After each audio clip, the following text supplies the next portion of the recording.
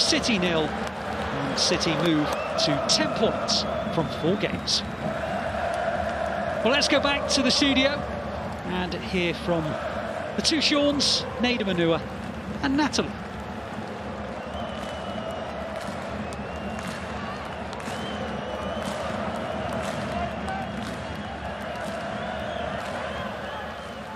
Welcome back to Matchday Live. I'm Natalie Pike and I'm still joined in the studio by Nedum Onuoha, Shaun Goater and Shaun Wright-Phillips. So the game has ended tonight 0-0 versus Copenhagen, so certainly nowhere near any of our guesses.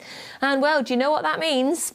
The last player to score away at Copenhagen. It wasn't me. It was Stephen Ireland. It was Stephen Ireland. Yeah, no, that's good. That's good. For everyone curious, yes, I did come back into the studio. But yeah, carry on. Please do what you did. Thank you. Please do what you did. Would you appreciate your company? Second last person to score in Copenhagen. It's fine. No, I get it. I get it. So, an interesting performance from City this evening. Obviously, the first half that was dominated by VAR, and I do promise you all that we are not going to re-go over all of that again. But let's have a little look at the second half. Nedum, what did you make of that 45 minutes? You know, statistically, City obviously did well, but it got to a point where I think in the studio the feeling was that the goal might come from a set piece. You know, they seemed like they were happy moving the ball side to side. Defensively, they looked pretty solid overall. But it wasn't really the sort of exciting level of football that we've seen from City in recent times. But then, you know, as Michael was saying in the commentary, like, are we at the point whereby perspective is City going down to 10 men shouldn't make any difference? Well, if that's the place, then that's where we're wrong. It's still the Champions League. You're playing away from home, down to 10 men, and the other team have got a little sense of energy. But in fairness to City, they controlled most of the game, I feel. And it was just missing that thing that sort of gets us up off our seat. But then you'll take a clean sheet given the difficulty they had. Yeah, so we're seeing there 15 attempts for City, 4 on target, 57% of the possession. Considering we did go down to 10 men in that first half, Shaun, to have 57% of the possession still is impressive. Yes, it is, and you know this is what Pep wants. Certainly, whether we're 11 men or got 10 men or a man short, is to keep the ball so we can control the game. I think for periods, you know, we kept the ball, but we just didn't have that. For me, I thought there were periods where we looked, I don't know, leggy, or I don't know if it's the pitch that looked heavy. Normally, you don't ever say that a pitch looks heavy, but I just thought we didn't have a real, change of pace in that final third. I think we were moving the ball, but it didn't seem to have that real sort of spark in our game. And Alvarez, he ran around, he pressed, but yeah, I feel for him as well, because I thought the one game he's thinking, I got to start. The opposition is not one that you think that. He's thinking, I could get a couple chances, I may be able to get in the score sheet. We got on to 10 men, and it ends up being a game where he looks back and thinks, I think he had the header, was probably the only half chance opportunity. So I feel a little bit for him. But yeah, I think, you know, we'd have liked to have created more opportunities in the final third. He did still work so hard, though. I mean, the incredible amount of running that he did. I think it was nearly 11.5 kilometres that he ran during that game tonight, Shaun. So although he didn't get the goal, his work ethic was still high. It was very high. That's good work rate and ethic from him. And I think in the type of game that it was, where obviously we had the men sent off and they were trying to possess the ball a lot more than they was in the first half. And he was the only person up there. He had to cover that much ground, and he done it well. But at the same time, like Goat said, you want to see him in the box getting goals, but sometimes it's hard after doing all the other stuff. So I think for me, it was a great team performance away from home. Boys knew what they was up against once Gomez gets sent off, and they done the job and come away with a point. So only Rodri and Gundogan ran more than Alvarez did. They both got over 12 kilometres in that game today. Yeah, that's like 3 training sessions for me. Really? I am not trying to do anywhere near 12k in a game. Never in a million years. I'll tell you that as a fact. No chance. So there was the work ethic there tonight. And I think on a positive, you know, it's a clean sheet away from home in the Champions League. We still go undefeated, in all competitions this season. But in the Champions League, 3 wins and a draw now. Yeah, that's exactly right. Yeah, like as we were saying, they could qualify this evening with the right sort of result. So that's a positive. You go down to 10 men so early in the game, where things have kind of gone against you. You know, you've missed the penalty. The crowd are sort of getting excited. You've got the red card. Like, everything could go wrong at that point. And we've seen other teams, we've seen lesser teams spiral out. But for City, they weathered a bit of a storm, and then in the end, they're comfortable to the point where Copenhagen, you can see at the end, they basically decided they were happy with a point against the 10 men of Man City. So there are positives there. The clean sheets there, which I'm sure Edison is very, very happy about, and the defenders are happy about. And then now they can recover and then get ready for another 3 points on the weekend. How much does going down to 10 men affect you, Shaun, in a game? You know, we saw that we immediately made the substitution. Mahrez comes off, Diaz comes on, the back lineup changes. So how much does it really affect a team when they go down to 10 men? Well, it does affect you because you all realise that, you know, in order to sort of make up that extra man, you've got to start doing two jobs. You've got to, you know, mark perhaps your man, but you also got an eye on the other closest man. So, you know, players are having to cover more ground. But once we sort of got to grips with that, I think it was an initial period where they got on top, started to dominate, and then we then sort of got back in control and started to be in the right spaces, in the right areas to be able to do two jobs. Because once we was able to do two jobs, then out of possession, we was doing a much better job. So in possession, again, keeping it well, as the stats show, but just in that final third, not really creating that really good opportunity. We were like, yeah, this is a good opportunity. So in terms of the table now, so obviously Group G, we are top of our table, played 4 and we have 10 points. Borussia Dortmund played 3. Of course, they'll be kicking off very shortly against Sevilla. They're on 6 points. So even if Borussia Dortmund beats Sevilla this evening, we will still say top of our group after the 4 games. Obviously, we have to go away to Borussia Dortmund, which is going to be an interesting game now, of course, after this result, presuming they win tonight. Yeah, it certainly is, but it was always going to be that anyway. You know, whether City had already qualified and Dortmund and bottom, whatever, it's always going to be a tough game going to that stadium.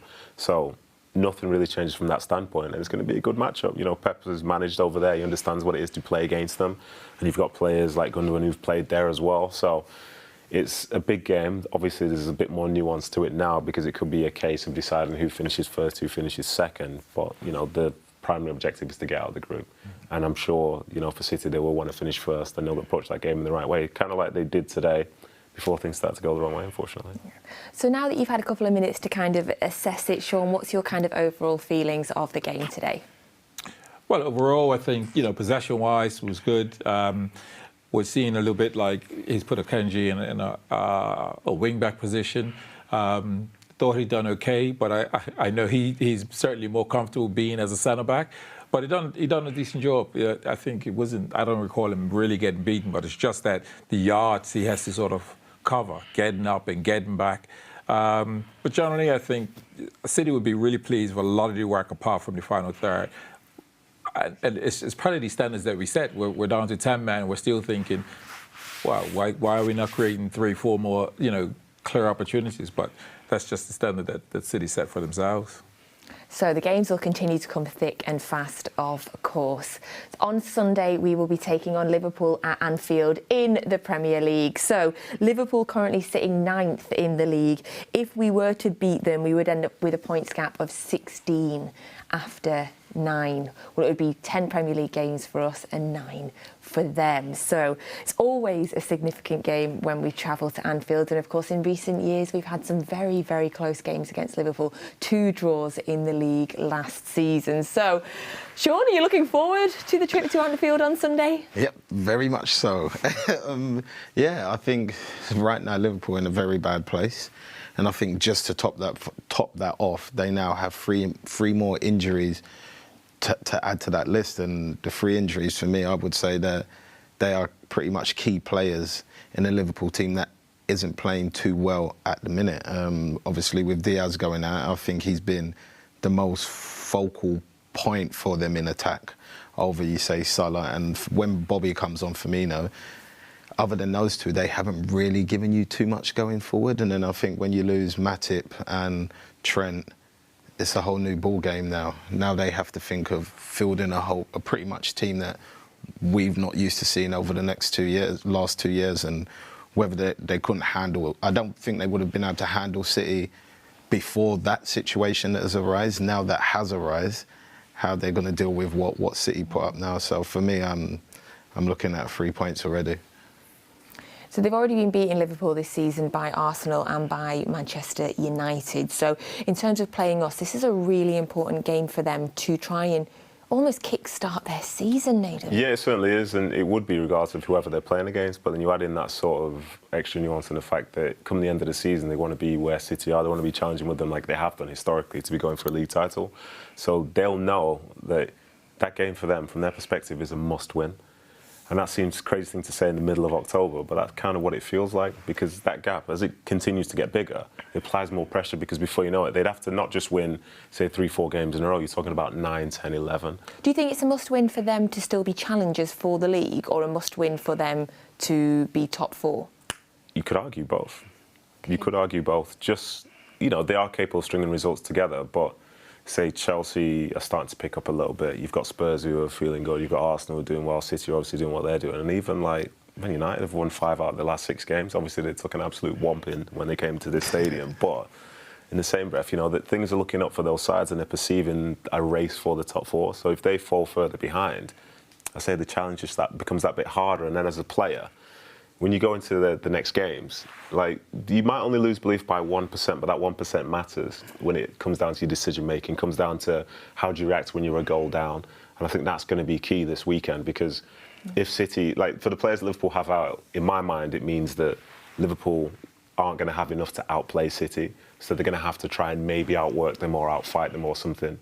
But City have got that as well. So if things go wrong for Liverpool on the weekend, it could literally all go wrong, and it could be a very, very significant result in their season.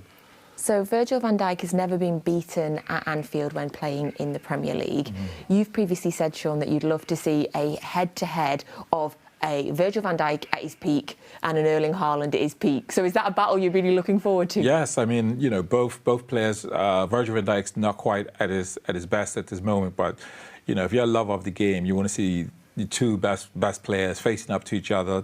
You want the great teams facing each other when they're both in form.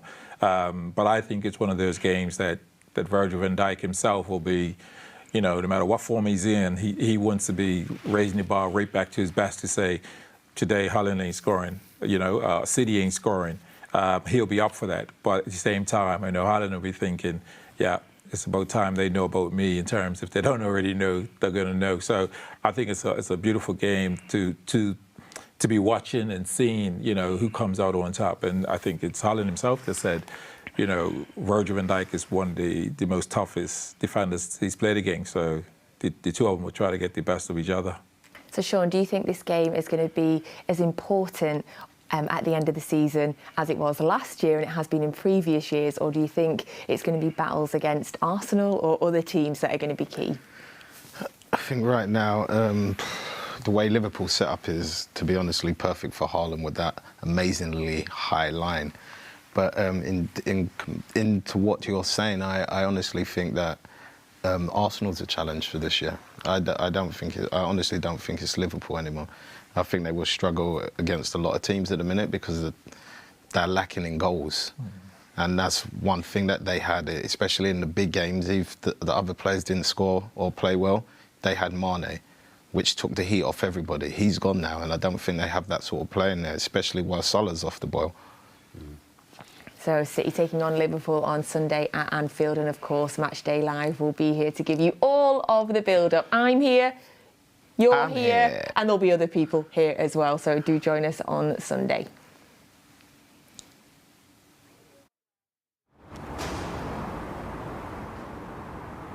Keep pocket.